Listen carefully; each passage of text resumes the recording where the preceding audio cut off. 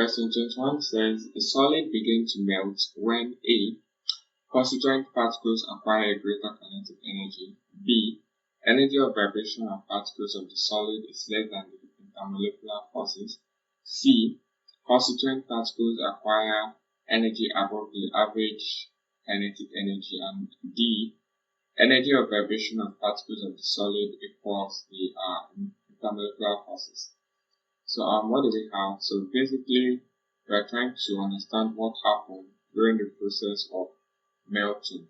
So before that, it's essential when we are looking at solid properties of solid, liquid, and gas. We said for solid, the molecules are vibrating. The molecules are vibrating, but they are not able to move. The molecules are vibrating, yet solids appear to be stationary. The reason why this is so is because although they are vibrating, the energy at which they are vibrating is less than the energy required to cause the motion. So basically, the particles are vibrating at what?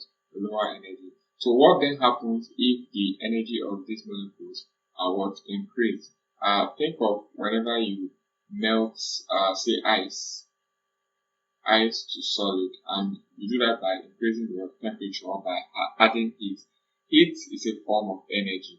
So by increasing the energy of the ice, the particles are able to from ice to water. Yeah, that's from solid to liquid.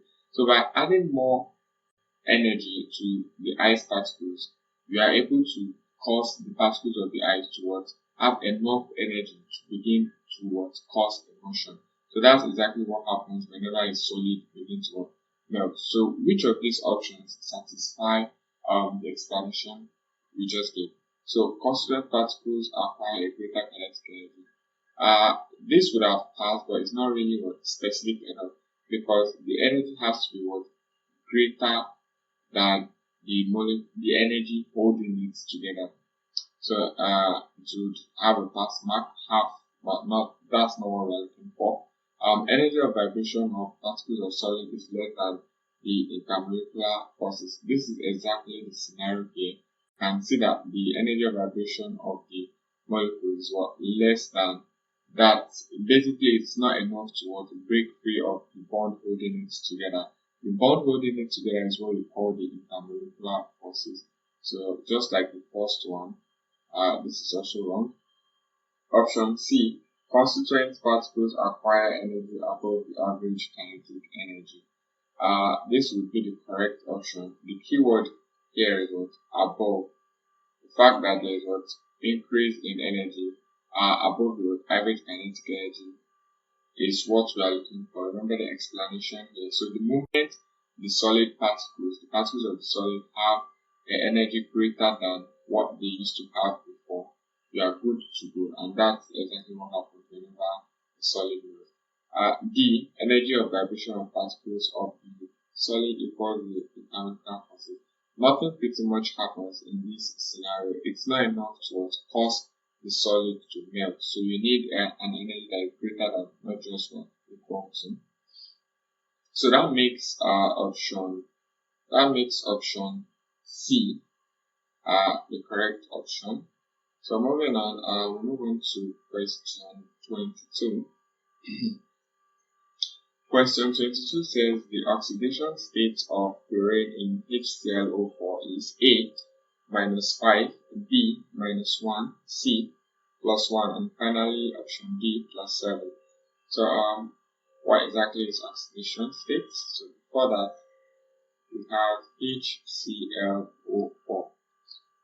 Just on a side note, oxidation number pretty much refers to the number of valence electrons. So not necessarily valence electron, or majority of the time, that's what it means. And what do I mean by valence electron? It means the number of electrons in the outermost shell. For example, you have hydrogen. Hydrogen has just one electron, so its valency is 1. That's its oxidation number. Helium has 2, so it's going to be 2. Oxygen, on the other hand, that's element So hydrogen, helium, neutron, beryllium, carbon, nitrogen, oxygen. Hydrogen, helium, neutron, beryllium, boron, carbon, nitrogen, oxygen is the eighth element. So we have the number of electrons in its outermost shell is 6. So that's the valence. However, that's not its oxidation number. So let's just stick to the basics. So when calculating oxidation states of compounds, some elements have specific oxidation. Elements like hydrogen, for instance, they have oxidation number of +1, except in hydrides where they have oxidation number of -1. And hydrides are compounds in which hydrogen is bonded to a metal. For example, we have sodium hydride. Another element that has a fixed oxidation number is oxygen. It has a fixed oxidation number of -2, except in peroxides where it is -1. And examples of peroxides include hydrogen peroxide, sodium peroxide, and the like. So that's the only case where oxygen will have an oxidation number of -1. Other than that, it's always going to be -2. Also, another rule of oxidation number is that the oxidation number of a compound,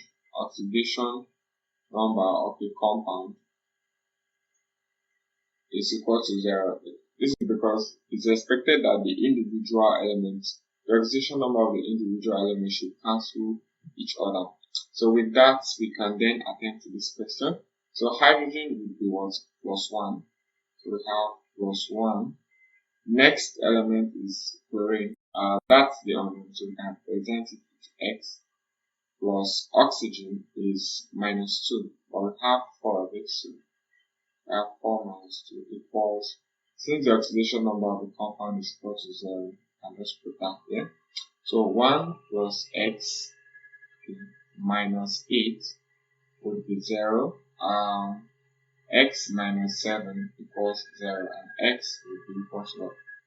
So option D matches our answer, and that's the correct option. So moving on, question 23 says the reaction above can only attain equilibrium if a gaseous reactant is added, B, one of the products is removed, C, it is in a closed system, and D, it is in an open system. So what exactly is equilibrium? So equilibrium pretty much, when it comes to chemical reactions and all, you have a system is at equilibrium whenever there is no change in concentration of reactants and products. So that's what equilibrium means. So what exactly does this mean? It means the moment reactants would form products, and immediately the products are formed, and products on the other hand would also react to form reactants. So the cycle keeps on going. So we have something like this. This is the reactant and this is the product. So the reactant would react to form product, and the product would also react to form a reactant. So there is no change in concentration. There is no change in concentration of reactant and product. This is because the moment the reactant is used up, it is formed again from the product. So another word that is a bit strange is closed and open. So a system can be defined as being closed whenever no new substance can be added. And an open system, new substance. And majority of the time, what they mean by new substance is that so in closed, no new substance can be added or lost, and in open system,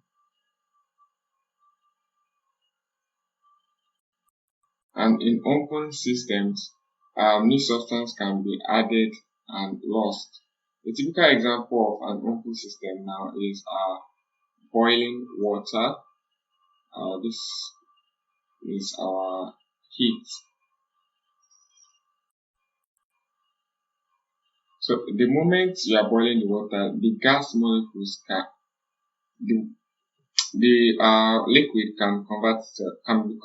would be converted to vapor and would escape into the atmosphere. So that is what lost material basically. So and the moment you have that, that's an open system. However, if perhaps the pot or container was covered, that way the water vapor cannot escape to the atmosphere, that would be regarded as a closed system. So among these options, the one that makes it possible for us to have a system at equilibrium is definitely not going to be what? Gaseous reactant.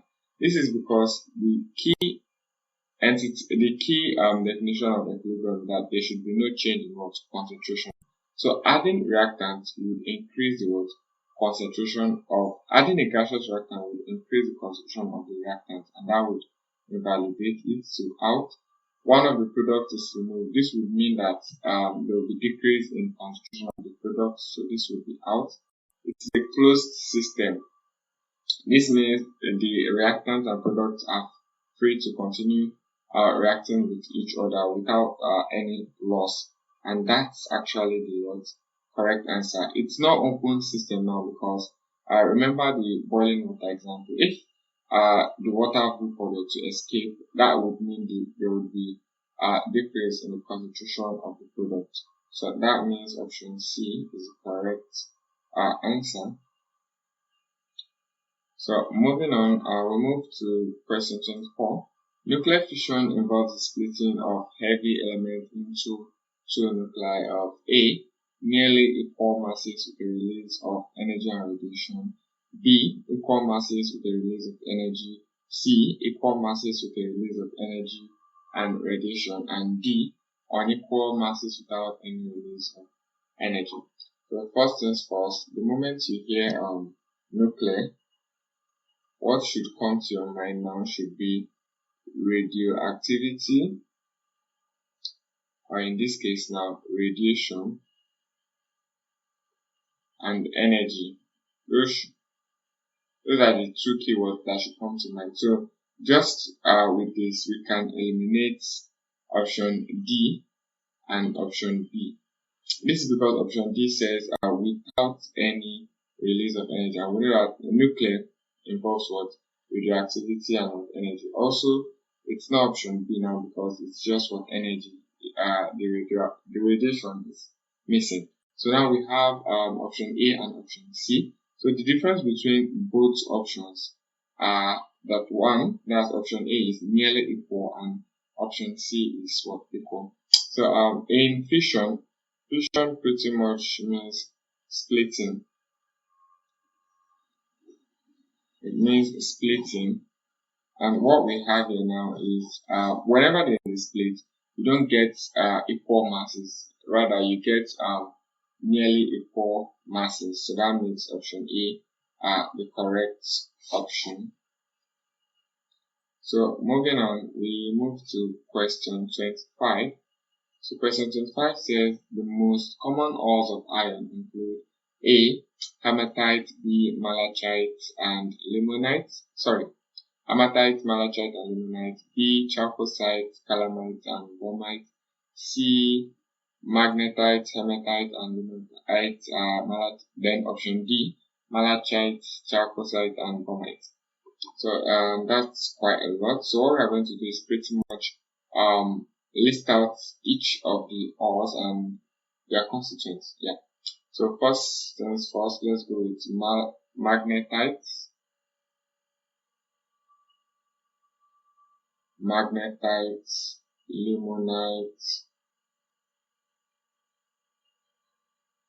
hematite, chalcocite, calamine, boehmite, and finally malachite Yeah. So what exactly is magnetite? Mind you, these are all ores of metal.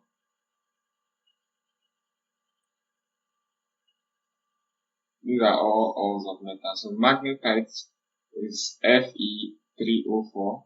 That's an oxide of iron. Limonite, on the other hand, is given as an oxide of iron also. Hematite, same thing, an oxide of iron. Chalcocite, on the other hand, is a copper ore. It's pretty much comprised of copper sulfide. Calamine is a zinc ore. Boehmite, on the other hand, is given as Cu5FeS4, and malachite finally is CuOH2.